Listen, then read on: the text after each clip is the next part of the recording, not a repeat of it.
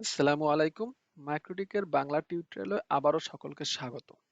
আজকে আমরা যে টপিকটা নিয়ে ডিসকাস করব তা হচ্ছে মাইক্রোটিকের ব্যান্ডউইথ কন্ট্রোলের জন্য খুবই গুরুত্বপূর্ণ একটি কনফিগারেশন। ধরুন আপনাকে ব্যান্ডউইথ কন্ট্রোল করতে হবে এমন এক প্লেসে যে ইউজাররা কখনো ফিক্সড না।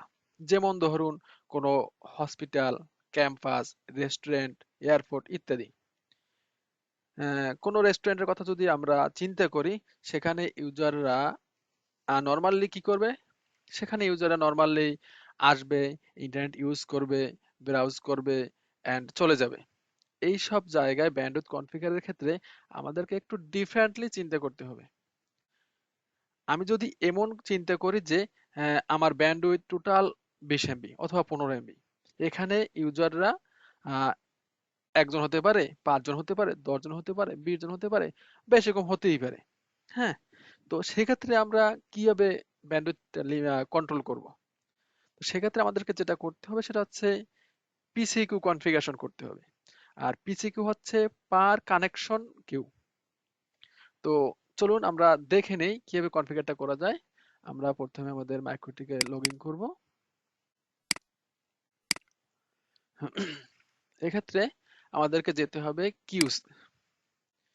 এখানে গিয়ে সাধারণত আমরা যে কিউ যেভাবে করি, যে সিম্পল কিউতে গিয়ে আমরা এখানে কিউ প্লাসে ক্লিক করে বা অ্যাড করে আমরা কিউ করি, কিন্তু এটা একটু ডিফারেন্ট। সেটা হচ্ছে আমাদেরকে যেতে হবে কিউ টাইপসে।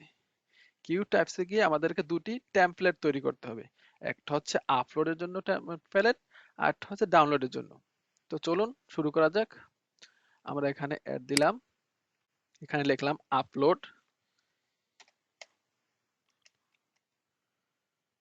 আপলোড কাইন্ড এটা কি আমরা দিতে চাই, সেখানে আমরা পিসি কিউ যেটা বলছিলাম পার কানেকশন কিউ এটা দিলাম।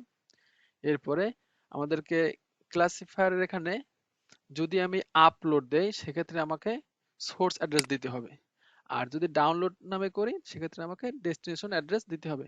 তো যেহেতু আমি আপলোড করতেছি তাই আমি সোর্স অ্যাড্রেস দিলাম, অ্যাপ্লাই, ওকে। আরেকটা করবো ডাউনলোডের জন্য।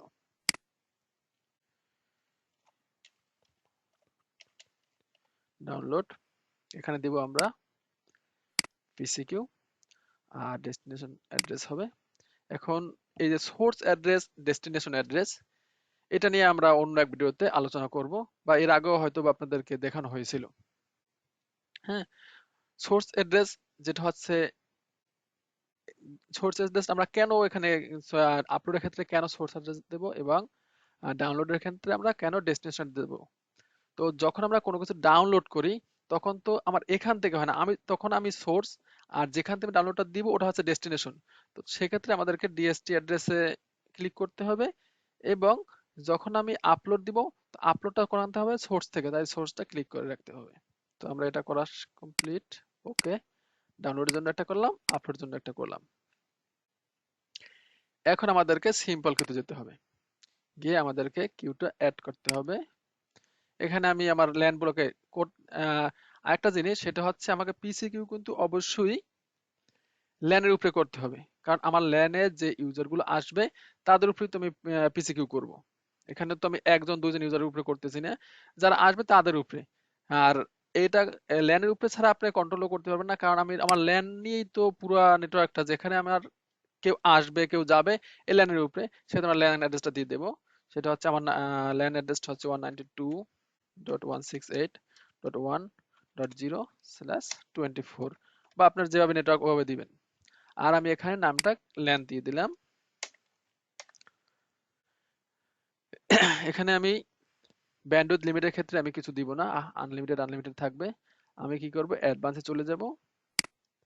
অ্যাডভান্সে যাওয়ার ক্ষেত্রে আমি এই যে আমরা কিছুক্ষণ আগে করলাম কিউ টাইপস, এই কিউ টাইপসে যাব। কিউ টাইপে গিয়ে আমরা এখানে আছে টার্গেট আপলোড আর হচ্ছে টার্গেট ডাউনলোড।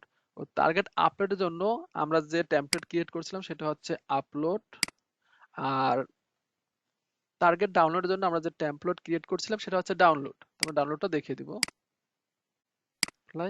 ওকে। এখন আমি যে কিউটা করছি এখানে আমাদের যে ইউজাররা থাকবে তারা কিভাবে ব্যান্ডউইথ পাবে।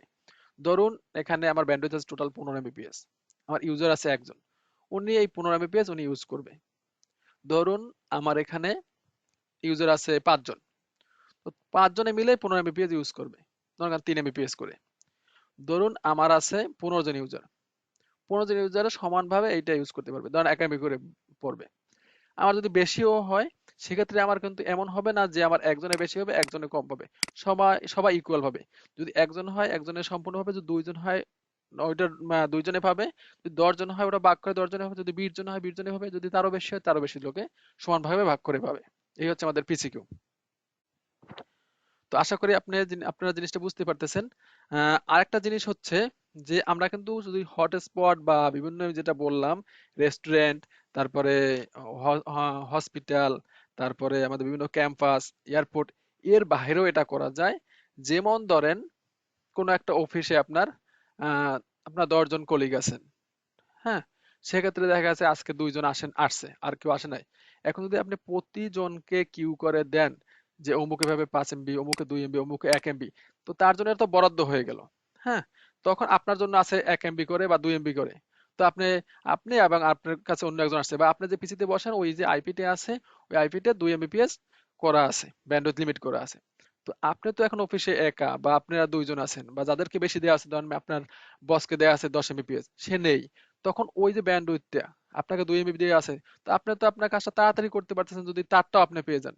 সেক্ষেত্রে পিসিকিউ করলে হবে কি, আজকে লোক 2 জন আছে, একজন আছে বা 5 জন আছে, এই কম লোকে এটা পাবে। যদি আবার তারা আসে, তারা সবাই মিলে ওটা সমান পাবে। আর যদি এমনও হয় যে আপনার বস বা ম্যানেজার বা অন্য কেউ যে সে নেই, তারটা আপনারা ইউজ করতে চাচ্ছেন এবং সে আসলে তারটা সে পাবে, সেটাও করা যায়। সেটা আমরা পরে আরেকটা ভিডিওতে দেখে নেবো ইনশাল্লাহ। ঠিক আছে, তাহলে সকলকে ধন্যবাদ। আল্লাহ হাফেজ।